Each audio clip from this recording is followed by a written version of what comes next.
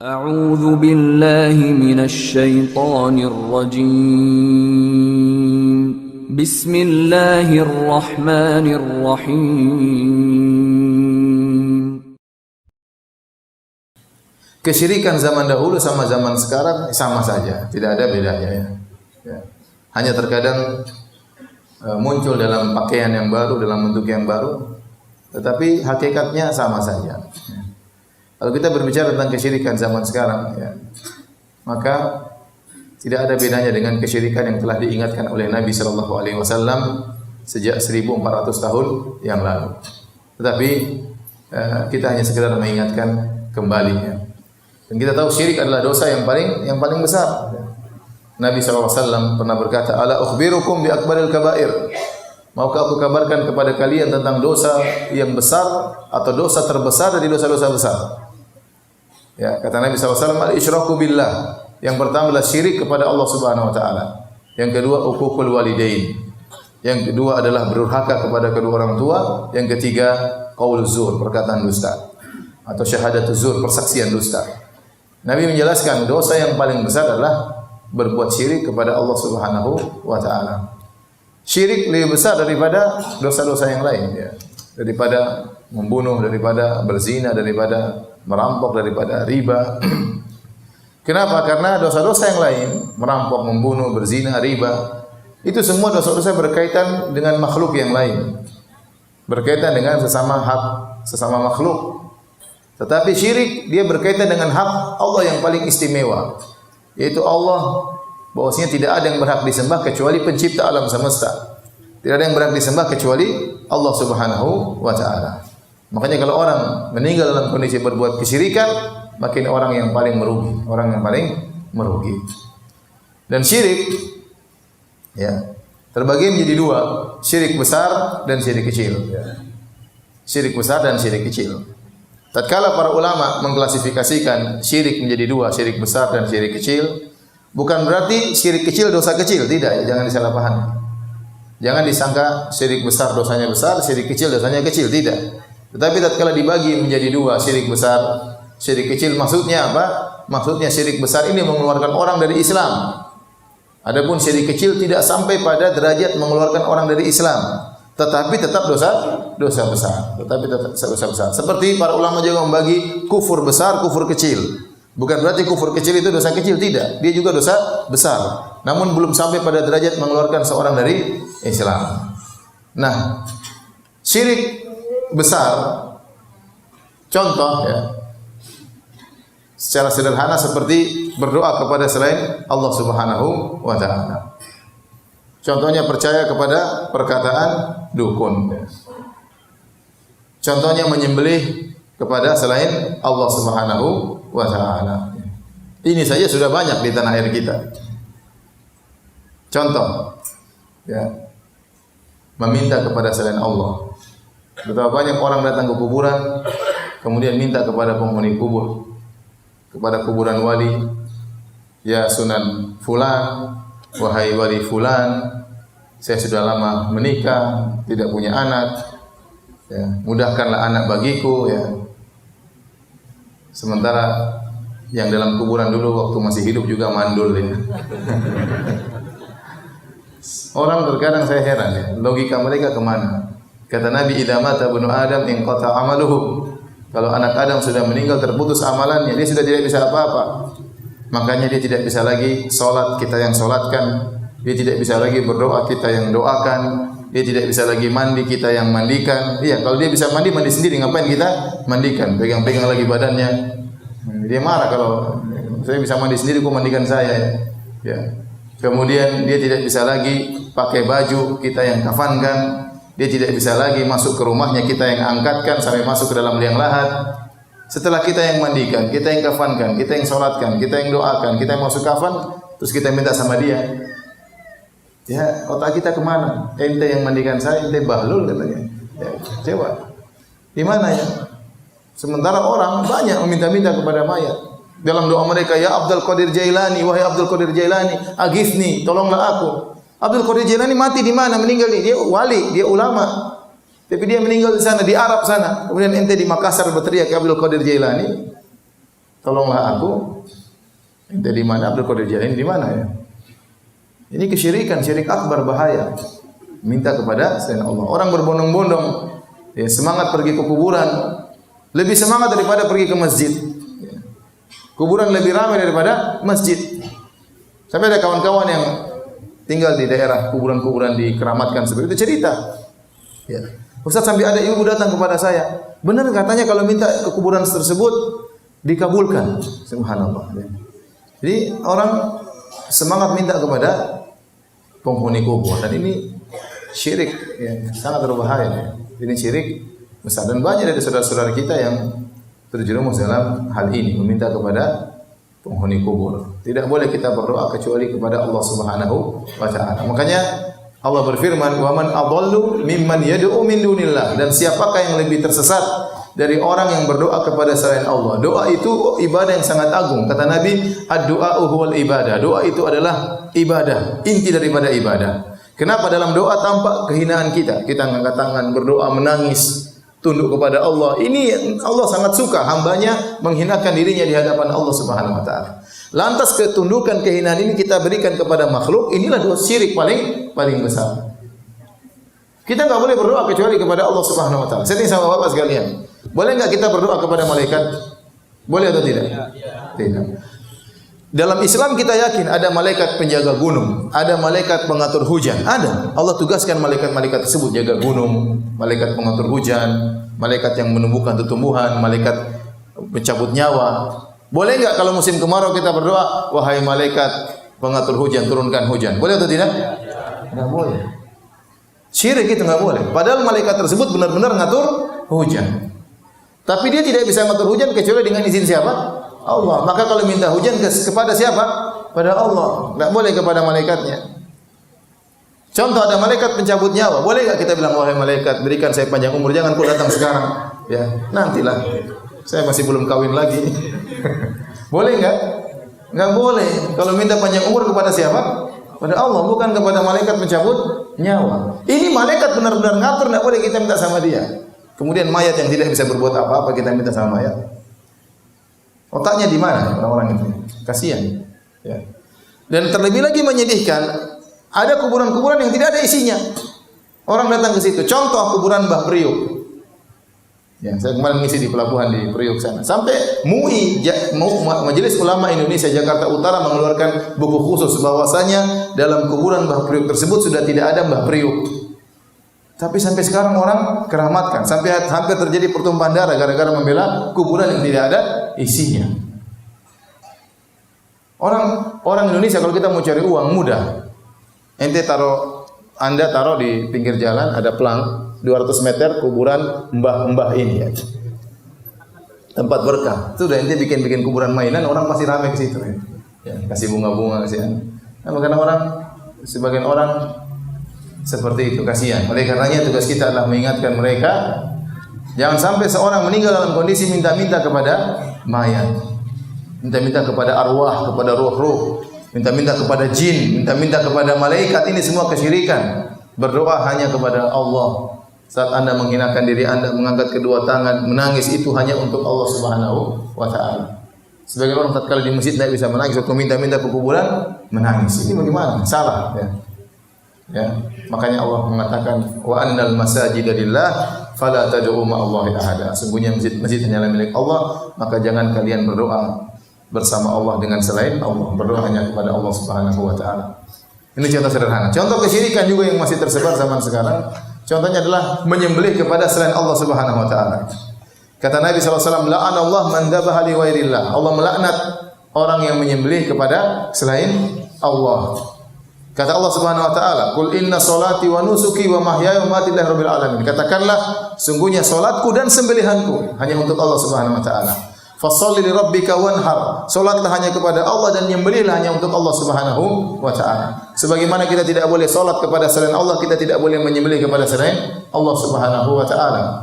Sekarang menyembelih kepada selain Allah merupakan syirik akbar, syirik besar. Ya. Betapa banyak saudara-saudara kita yang menyembelih untuk selain Allah.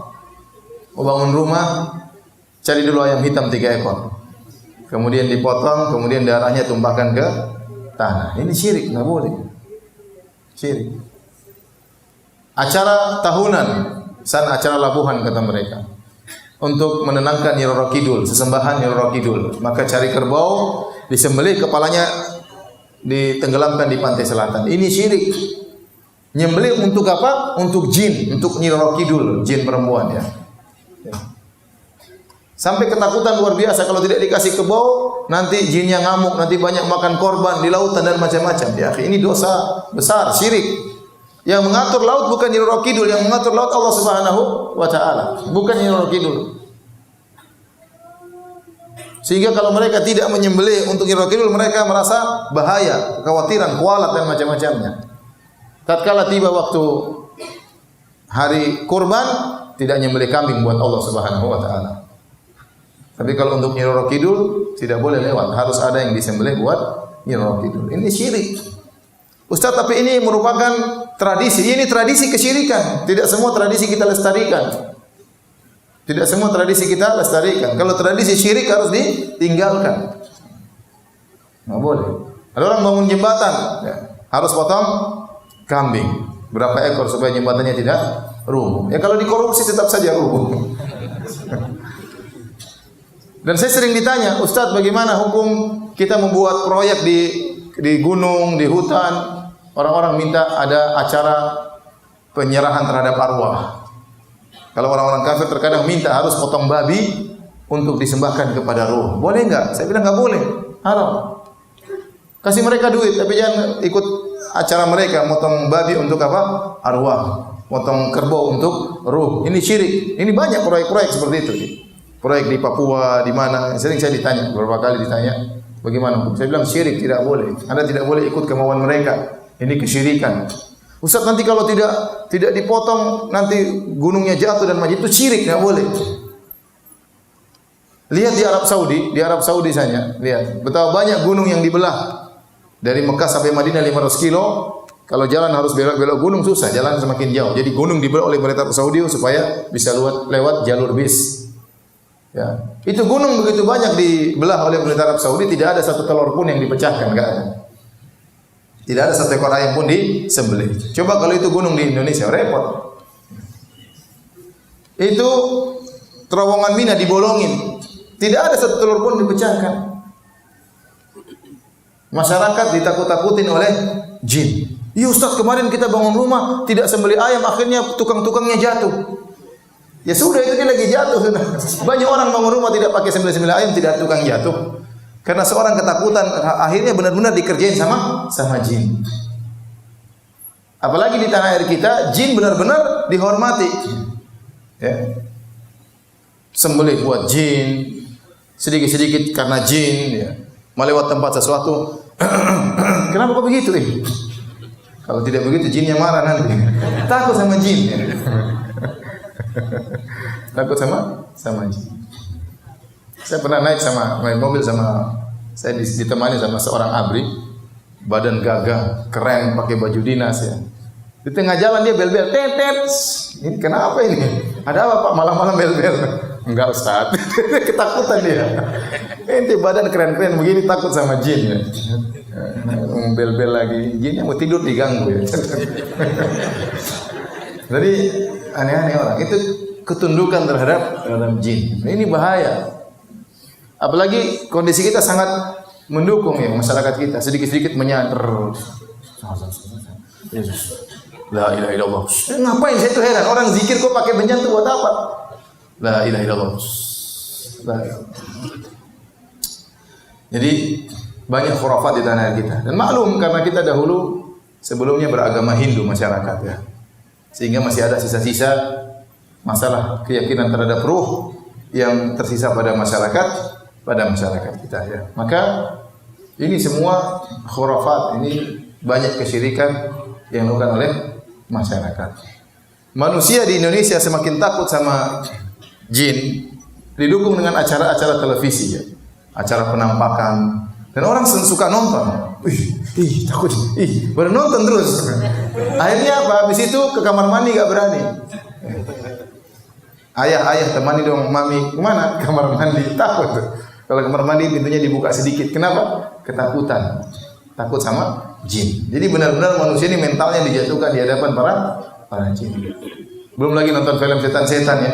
Sendul bolong, si manis jembatan Ancol, kemudian siapa lagi? Jin dan Jun, kemudian banyak. Ini orang ketakutan. Sendul bolong, siapa lagi? Mak Lampir ya. Semuanya mengerikan. Semuanya mengerikan. Oleh karenanya kalau kita lewat kuburan kita ketakutan. Beda kalau di Arab Saudi karena kuburan semua dikerjakan sesuai dengan sunnah, cuma masukin manusia dalam kemudian ditutup dengan tanah. Tidak ada orang ketakutan lewat kuburan di sana, enggak ada. Orang kalau ke kuburan benar-benar ingat mati. Karena kita dianjurkan untuk ziarah kubur. Rasulullah SAW pernah ziarah kubur malam hari, ya. Pernah juga siang hari. Tidak ada rasa ketakutan karena kita disuruh untuk ingat mati. Coba kalau kita ke kuburan di Indonesia, apa bayangan kita? Apalagi pergi sendirian. Waduh, tahu-tahu ada asap keluar. Wah, ini ada apa ini? Ketakutan karena kita sejak kecil ditakut-takutin seperti itu. Bahwasanya roh kalau sudah mati bergentayangan keluar. Dalam Islam tidak ada roh kalau sudah meninggal masuk dalam alam barzakh. Tidak ada bergentayangan. Itu biasanya orang Hindu, keyakinan orang Hindu. Orang Islam tidak. Kalau meninggal masuk dalam alam barzakh. Apakah dalam dapat kenikmatan dari Allah atau disiksa oleh Allah Subhanahu wa taala. Jadi begitulah kondisi membuat orang-orang semakin takut dengan jin.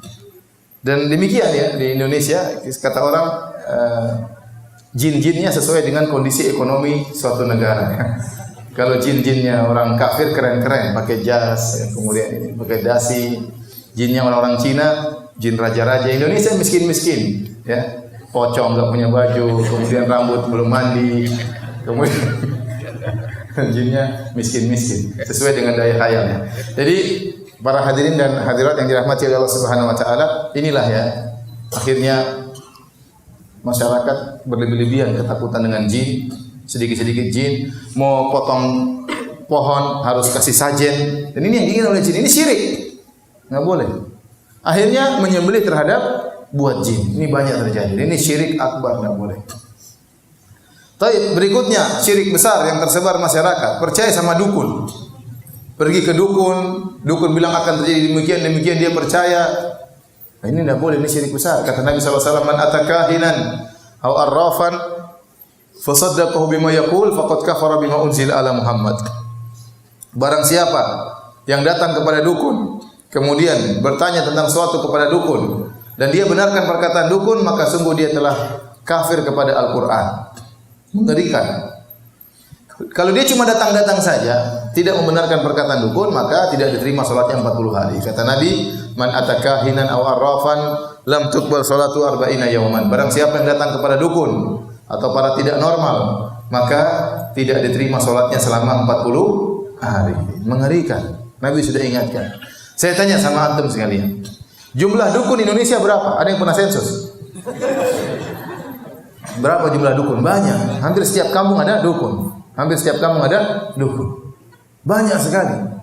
Padahal itu paling berbahaya. Di antara makna tauhid yang Allah larang dalam Al-Quran adalah dukun. Kuhan, para dukun. Mereka bekerja sama dengan syaitan. Dan banyak masyarakat sudah tahu itu dukun, memang nyari dukun dia. Nyari dukun. Padahal Nabi larang ke dukun. Sekedar datang ke dukun tidak diterima salatnya 40 hari. Apalagi percaya dengan perkataan dukun. Dukun banyak sekali di tanah air kita. Dan mereka omong kosong saja. Dukun-dukun itu tidak bisa berbuat apa-apa. Kalau dukun-dukun memang sakti, harusnya Indonesia juara dunia, Piala Dunia ya. Tinggal kumpulkan dukun, waktu tendang suruh tiup bolanya masukkan bisa. Tapi dukun tidak bisa. Ya percuma dukunnya jago-jago, main bola kalah terus ya. Ya. Karena sesama setan ada kode etik, tidak boleh saling menjatuhkan. Jadi saya katakan di antara bukti masih banyak orang yang suka dengan seperti ini. Contoh seperti kemarin Kanjeng Dimas yang bikin apa? Uang. Ada kan yang percaya dari Makassar? Ada tidak? Ada siapa? Saya kemarin ngisi pengajian di Peruri, perusahaan percetakan uang di Karawang. Saya bilang, gimana Pak itu Kanjeng Dimas? Iya, Ustaz, hampir-hampir perusahaan percetakan uang tutup. Kenapa? Cukup Kanjeng Dimas cuma cerat uang keluar. Kita setengah mati nyetak uang ya. Mereka cetak uang itu mereka bikin uang dulu, terus uang sementara. Tidak langsung beredar, dicek ada rusak-rusaknya atau tidak. Setelah oke baru mereka cetak besar-besaran. Tidak gampang. Nanti ada bagian khusus uang yang tidak jadi. Ada ikhwan, tugasnya bakar uang, Ustaz. Masya Allah ya. Jadi ada uang yang nggak beres-beres, mungkin robek-robek sedikit, dia tugasnya bakar. Ini Kanjeng Dimas tinggal ceret. Itu juga ada yang orang percaya. Ada yang percaya atau tidak? Banyak yang percaya. Oleh karenanya yang percaya sama dukun masih banyak. Ya, maka ini perkara yang sangat menyedihkan. Kalau ada orang sudah kita tahu dia dukun, jauhi. Kalau di Arab Saudi ditegakkan hukum Islam, dukun di sana dipenggal di sana, dukun dibunuh di sana. Ya, sampai saya baca berita 70 lebih dukun dipenggal di sana. Apalagi penyihir. Dalam riwayat hadus sahir darbatun bisayf. Bahwasanya hukuman bagi penyihir disembelih. Kenapa? Karena tukang sihir ini selalu bikin masalah. Nyantet orang, bikin orang susah, bikin orang sakit, bikin orang tokonya enggak laku. Itu tidak. Orang bikin masalah seperti ini. Sampai datang satu orang, waktu saya pernah ngisi pengajian Masjid Nabawi, terus ada yang datang, "Ustaz, itu benar kata Ustaz. Saya ribut sama keluarga saya, Ustaz. Kenapa? Ada keluarga barangnya hilang." Akhirnya mereka tanya ke dukun, kata dukun tersebut, yang mencuri orangnya gemuk berkacamata. "Saya gemuk berkacamata, Ustaz." Akhirnya saya dicurigai. Dan benar-benar mereka datang ke rumah, mereka bongkar lemari saya. Ya Allah, si dukun itu kurang ajar kayak gitu. Bikin permusuhan di antara apa? Kerabat. Uangnya enggak ketemu. Tapi permusuhan, pertikaian sudah terjadi. Ya, saya kadang kasihan lihat orang disantet. Bayangkan perutnya besar, tiba-tiba kayak ada jarum dalam badannya. Ada dukun yang kerja seperti itu. Apakah dukun seperti tidak pantas untuk disembelih? Disembelih harus seperti ini kalau dalam Islam. Menyakiti masyarakat, membuat orang ketakutan. Dan banyak orang gara-gara dengki sedikit pergi ke dukun. Dia berribut sama orang, gara-gara dia tidak bisa berkelahi, dia diam-diam langsung lapor dukun. Itu dukun, santet dia dukun. Dia tidak gentleman, tidak jagoan, malah pergi ke dukun suruh santet. Ya. Mengerikan. Nanti lihat ceweknya nggak mau karena mukanya jelek, dia pergi ke dukun. Orangnya nabi, kok dapat cewek cantik? Ada dukunku. Jadi kacau seperti ini, kacau. Ini bikin masalah, dukun itu bikin masalah. Makanya hukumnya harus disembelih. Dan itu dilakukan di Arab Saudi. Saya pernah hadir 2 kali sidang. Saya hadir di persidangan di pengadilan di masjid di pengadilan Madinah depan Masjid Nabawi. Yang satu dukun di sidang. Kenapa? Dia bisa masukkan besi di sini, keluar di sini. Itu tukang sihir bukan? Tukang sihir, nggak mungkin kalau manusia biasa bisa masukkan besi dari sini keluar sini. Ya. Jangan bilang itu wali apa? Nah, kalau Nabi SAW dahulu para sahabat kena pedang juga robek-robek kok. Ini kemudian masukkan besi keluar sini, masuk keluar sini ya. Ya, dipanggil, disidang. Ya, dan itu akan dihukum oleh mereka. Kayak itu syirik. Gak mungkin dia bisa begitu kecuali pakai syirik. Tapi ada seorang sahabat Jundub bin Abdullah bertemu dengan seorang tukang sihir di zamannya. Dia penggal kepala orang, dia sambung lagi. Dia penggal kepala orang, dia sambung lagi. Sahabat ini buka pedangnya, dia penggal kepala tukang sihir. Sambung kepalamu kalau bisa. Kepala orang kok bisa sambung, kepalamu kok bisa sambung tidak? Tewaslah orang tersebut. Jadi bahaya. Sementara di negara kita dukun sangat banyak. Bahkan dukun diagungkan, ditakuti oleh masyarakat. Padahal ini sumber kekufuran, sumber kesyirikan dukun-dukun tersebut. Satu lagi ada dukun, saya pernah hadir juga di sidang. Jadi dia di negara lain sering keluar di televisi, orang sering tanya, "Bagaimana gini?" Dia, "Oh, kamu begini-begini, oh begini-begini terus." Selalu dia berfatwa di televisi. Orang-orang tanya. Suatu hari dia datang umrah. Entah dia bukan umrah, dia datang ke Arab Saudi. Maka dijebak sama orang-orang di sana. Di telepon ada masalah begini-begini. Kata dia, "Oh ya segini-segini, bawa uang sekian, akan ada begini." Oh, udah ditangkap sama polisi Arab Saudi. Dengan begitu maka akidah umat terjaga. Dengan begitu akidah umat terjaga. Terakhir kita orang bebas, mau ini mau anu, mau ngaku sebagai nabi juga banyak. Kemarin ada nabi muncul di Karawang, enggak tahu ada nabi muncul di Makassar atau tidak. Ada Imam Mahdi dari sana, Imam Mahdi dari sini, nabi dari sana, nabi dari sini. Ada orang mengaku sebagai Nabi Isa sudah turun di Indonesia. Saya pernah lihat di YouTube, turun. Siapa? Nabi Isa, rambutnya panjang. Kenapa kok turun? Banyak kesyirikan katanya. Indonesia yang ngaku sebagai macam-macam. Ya. Jadi umat harus diingatkan dari hal seperti ini. Ini merupakan syirik-syirik yang tersebar dan sangat berbahaya. أعوذ بالله من الشيطان الرجيم بسم الله الرحمن الرحيم